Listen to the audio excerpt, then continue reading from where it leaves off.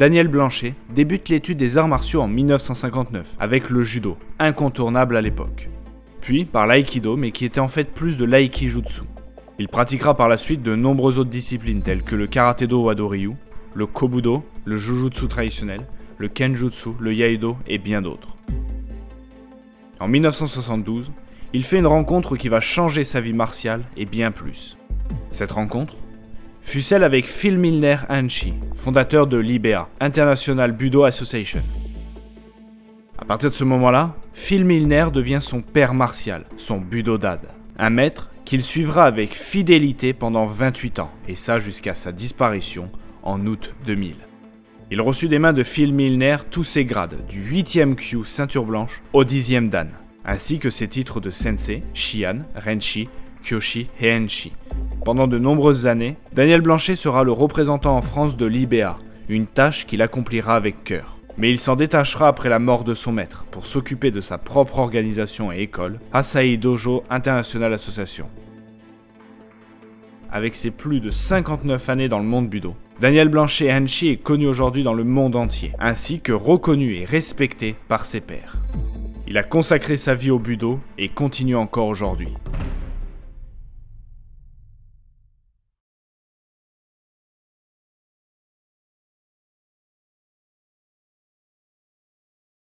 Je m'appelle Daniel Blanchet et je pratique les arts martiaux depuis bientôt 60 ans et j'enseigne les arts martiaux. L'an prochain, je fêterai mes 55 ans comme sensei.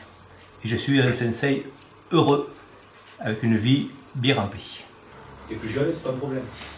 T'es jeune, tu te réveilles, tu fais le 8e dan, c'est pareil. Pour moi, on a la même valeur parce qu'on commence ici. Moi, j'ai commencé là, j'étais ici, j'étais là. Et un jour, je finirai là-bas, c'est sûr. Là, c'est éphémère. Éphémère, on est sur les lights.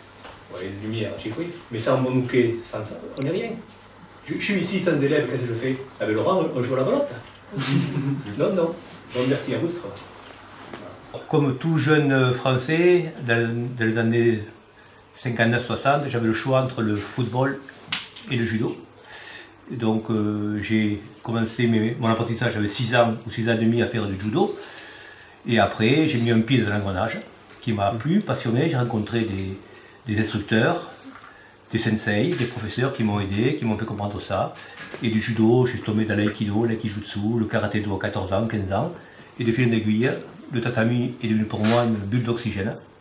Et c'est vrai que je n'ai pratiqué aucun autre sport dans ma vie. Toute ma vie était consacrée aux arts martiaux, mais aux arts au sens noble du terme. Quelque chose de long, de gratuit et qui amène un épanouissement personnel. Je vais voir en Tai Sabaki. Tai Sabaki, c'est bouger le corps, c'est garer son corps. Au Japon, quand on gare une voiture, quand on a un créneau, c'est Tai Sabalo. C'est garer comme il faut, dans l'espace qu'il faut. Tai Sabaki, c'est ça. Il y a ça comme espace, je verrai ma caisse, parce qu'il y a ça devant, il y a ça derrière. Tai Sabaki, c'est garer son corps comme il faut. Je passe beaucoup de tout là, je suis ici. Là, mollet, côte, coude, roquet. Les arts martiaux m'ont fait apercevoir une fenêtre sur l'autodiscipline, pas sur la discipline. C'est une discipline consentie où, quand j'ai commencé tout jeune, la notion de respect et d'honneur avait des valeurs. Ce qui m'a permis de progresser, de trouver un boulot stable, d'avoir un cursus scolaire intéressant. Et c'était vraiment une source d'enrichissement personnel. Et ça peut apparaître anodin, mais c'est connaître l'anatomie. Qu'est-ce qui fait mal, qu'est-ce qui est efficace, qu'est-ce qui ne l'est pas. Et c'est la portée de tout le monde. Mais si je suis en émotion, je ne le ferai pas. Parce que je n'aurai pas la précision, je n'aurai pas la distance. Sans précision et sans distance, je ne peux pas le faire. Je vais manquer les oreilles, je vais taper ici, je vais taper là. Ouais, j'ai le temps. Si par exemple, tu viens, par exemple, dans la rue, il prend pour me demander de l'argent, je vais dire, calme-toi jeune. Ses oreilles sont là. Je ne vais pas dire, ouais, tu vas voir. Il va bloquer. C'est pas couillon, tu dis, mais. Alors pour moi, le terme de sensei, il s'applique arts martiaux et hors arts martiaux. Si l'on décortique sensei, c'est quelqu'un qui est né avant. Donc c'est quelqu'un qui, par ce concept de antériorité, a la connaissance, a une expérience qu'il doit transmettre. Au Japon, un docteur, on l'appelle sensei. Un avocat, on l'appelle sensei. C'est quelqu'un qui a une connaissance qu'il doit transmettre.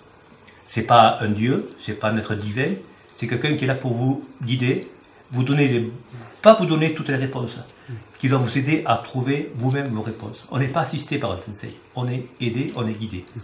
Et c'est un travail très très dur, surtout aujourd'hui, plus compliqué, avec toutes les complications qu'il y a autour de l'être humain. Mais mon sensei, il est là pour faire éclore l'élève comme une fleur.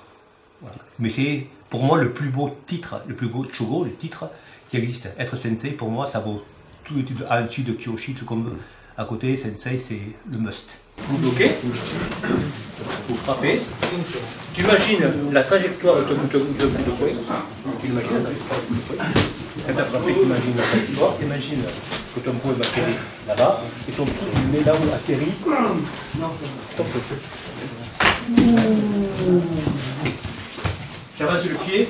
Alors ce que j'ai connu, mon sensei, dans les années 70, j'ai eu la chance, quand j'avais 13 ou 14 ans, dans ma ville, d'avoir un instructeur de karaté-do qui m'a fait prendre mes premières heures de tatami dans cet art-là. Et j'ai connu quelques années après son sensei à lui, qui était en Angleterre, qui s'appelait Phil Milner, qui était de Hanshi. Et j'ai connu ce personnage, et pendant 35 ans, jusqu'à sa mort, ça a été mon père budo.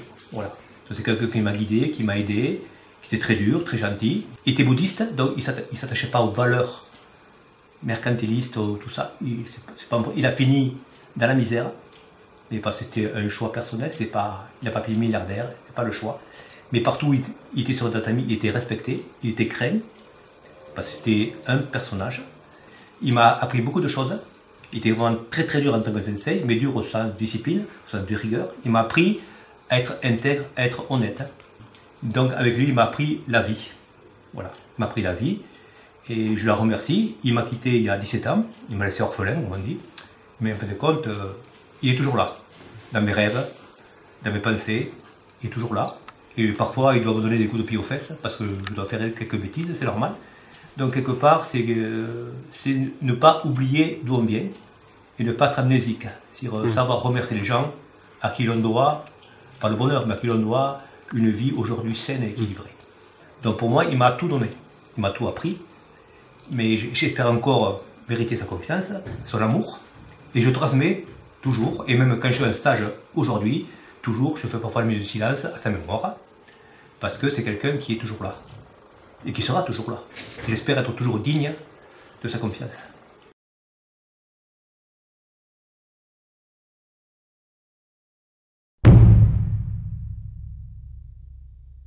Alors pour moi, le Budo, c'est qu'un concept.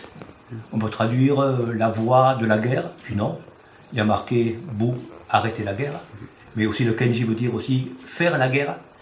Tout dépend, on parlait de ça, donc c'est faire la guerre, mais ça c'est dans le temps passé. Aujourd'hui, avec le petit kanji tomé, arrêter, c'est-à-dire stop à la guerre. Donc pour moi, le Budo, c'est la paix, mais c'est pas ça le but. Le Budo, c'est apprendre aux gens à vivre ensemble, à accepter les faiblesses, accepter les forces et à s'entraider. Quand Jigo Kano Sensei disait Kurachi Kyoei, amitié et prospérité mutuelle, c'est ce qu'il veut dire. Les amours se sont faits pour faire grandir les hommes ensemble.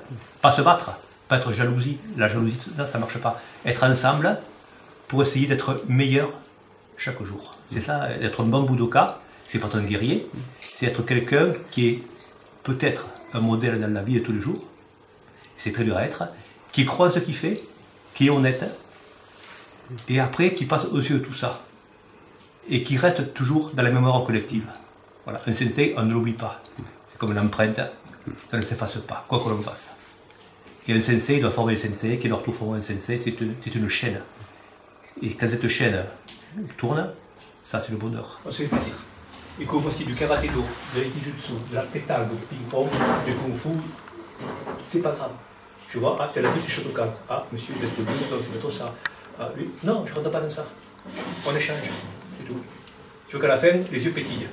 C'est bien d'abord, c'est un cadeau que je reçois, et vous aussi, parce que vous avez peut-être reçu quelque chose. Une des valeurs fondamentales, ça rentrait dans le code du Bushido, les 7 valeurs, les 7 piles de Hakama, tout ça, on peut parler des heures entières. Pour moi, c'est important, c'est l'honneur. Pas le plus important, ça fait partie de l'honneur. C'est le soir, aller se coucher en étant honorable, en disant aujourd'hui, j'ai essayé d'être le mieux que je puisse être. Et après, c'est le respect et la loyauté. Sonkei, Makoto, tout ça, c'est pas des concepts, c'est pas des mots, pour moi ce sont des actes. Si on parle d'une valeur, le sensei ou le pratiquant doit le mettre en pratique tous les jours. Et aujourd'hui ça se perd un petit peu parce que ce sont que des paroles. Et on oublie de faire des actes concrets. Mais si on ne respecte pas, on doit respecter même son ennemi. On doit respecter plein de personnes. Le respect ne veut pas dire que je t'aime. Le respect, c'est dire que je prends connaissance qu'en toi il y a des choses de bien, même si on ne marche pas sur le même trottoir, mais je te respecte parce que tu as fait des choses de bien. Même le pire des voyous, je le regrette, a au fond de lui quelque chose de bon. Le tout, c'est que quelqu'un l'aide à tac. Et le rôle de sensei, c'est de faire ça. Voilà. Mais les valeurs, on peut en trouver des centaines de valeurs. L'amitié, l'amour, tout ça. Mais il y a des valeurs qui sont très actuelles. Aujourd'hui, on parle de ci, on parle de ça. Non, les valeurs, elles sont immuables. Immuables. Et ce n'est pas les samouraïs, le respect que j'ai pour eux, qui ont inventé l'honneur, qui ont inventé le respect, qui ont inventé la politesse. Non. Avant eux, ça existait. Mais eux, ils l'ont développé de manière très japonaise, et surtout à travers les arts martiaux. Et c'est un héritage qu'on ne doit pas oublier. Ah, quand tu regardes l'heure, lui, ce bras, un peu des figures. C'est toi qui te mutiles, c'est même pas lui. Donc c'est devant de l'heure, moi je dis. Je fais 4h15. Merci monsieur. C'est pas de quoi je nomme. Tout dans l'attention. On peut dire culavillé. Attends, je suis mort. Parfois, pas qu'on cherche l'agression, on favorise l'agression par la non-vigilance. C'est la vigilance. On appelle les Zanshin, en particulier les arts martiaux, c'est cet état d'anticiper, d'être vigilant. C'est pas par non, c'est pas dire il va m'arriver quelque chose. Mais la vigilance, ça va vous aider beaucoup. La vigilance, c'est ne pas aller là, après minuit, c'est dangereux. Ne pas aller dans ce bar, car c'est un truc à crapule. Cette heure, le soir, c'est des dealers. Mais la journée, oui, les mamans se prenaient les landos. À partir de 8h, tu vois des landos comme Colérico. Tu vois que des mal rasés, des mecs qui sont des junkies. Tu vas là, mais t'es mort.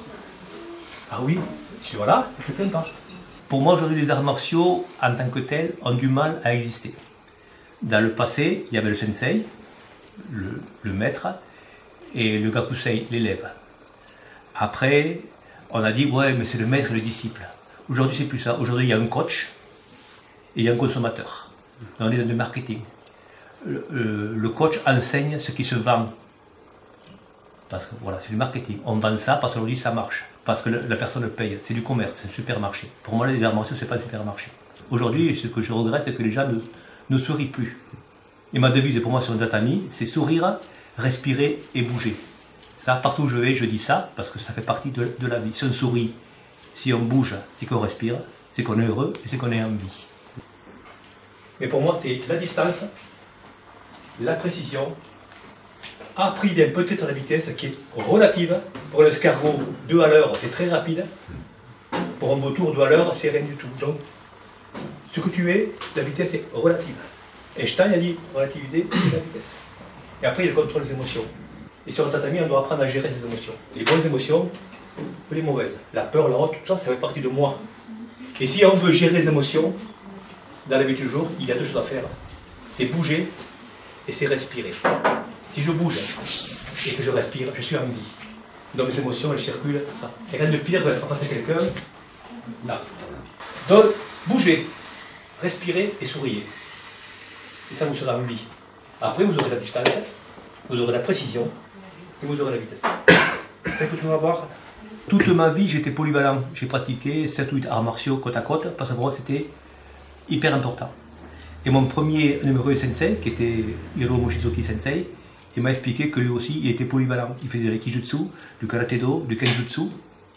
Alors que d'autres m'ont dit non, on est plutôt axé que sur un. Moi, j'ai choisi la polyvalence, en sachant que je ne serais pas bon partout. Mais c'était une ouverture d'esprit. Voilà.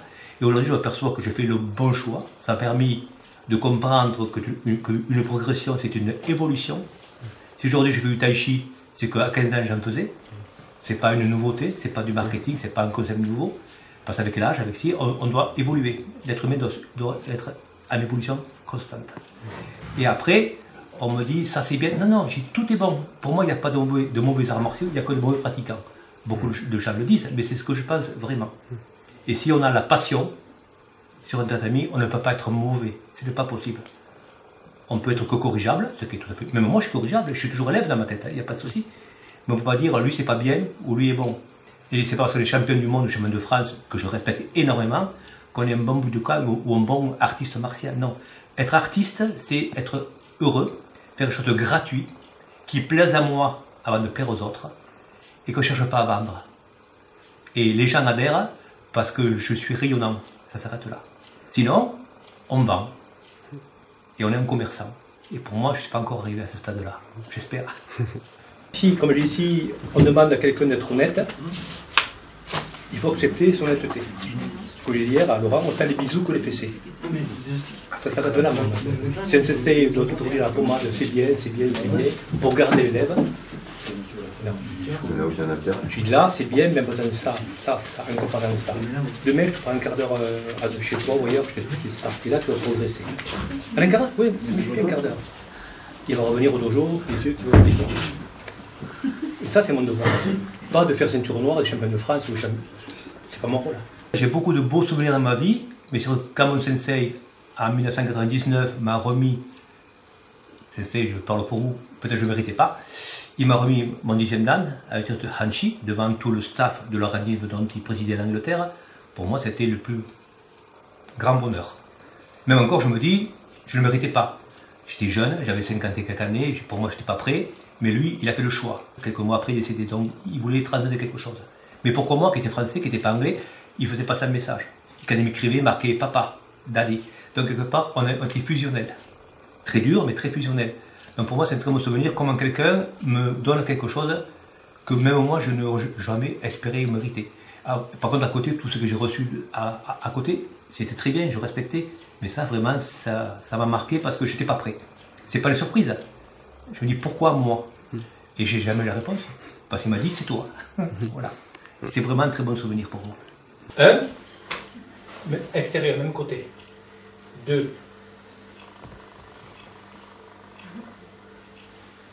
contrôler. Contrôler.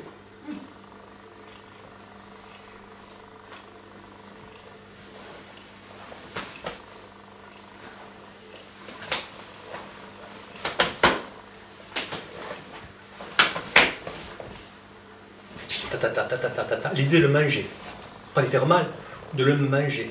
Et lui de rentrer dans un yoshi comme le cadence. Bien doucement. 1, 2, 3. Pour moi, il y a deux choses qui sont importantes. Il y a être et avoir. J'ai un grade, j'ai un titre, j'ai une fonction, j'ai une responsabilité. Mais qu'est-ce que je suis? Les gens ont du mal à dire je suis quoi? On toujours dit j'ai. Pour moi, avoir, ce n'est rien. Être, c'est très difficile. Il ne faut pas confondre entre le être et le paraître. Parce que beaucoup de gens sont, non. C'est dans le paraître. C'est superficiel et artificiel. Moi, je tâche d'être honnête, d'être sincère.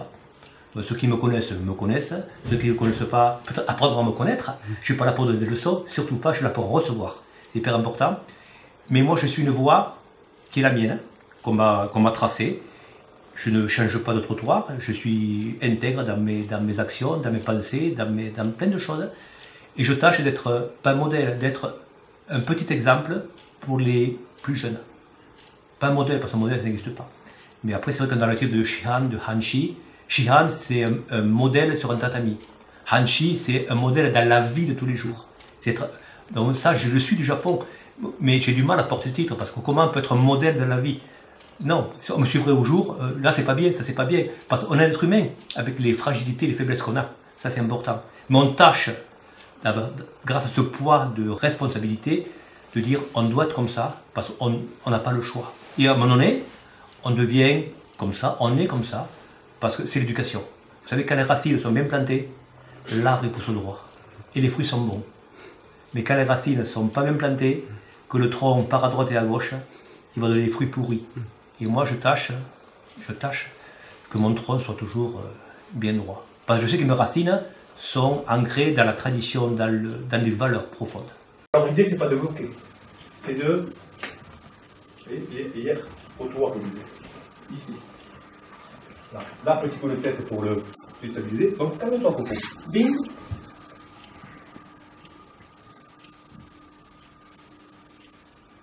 Il y en a un qui travaille.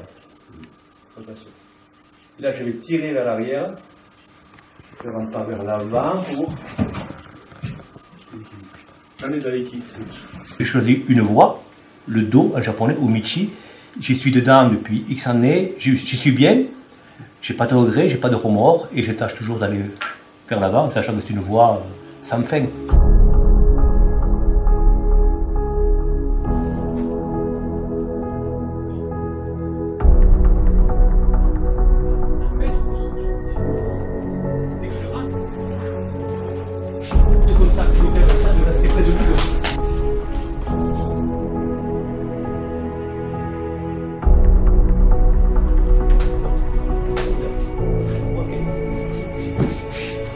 Merci mon ami.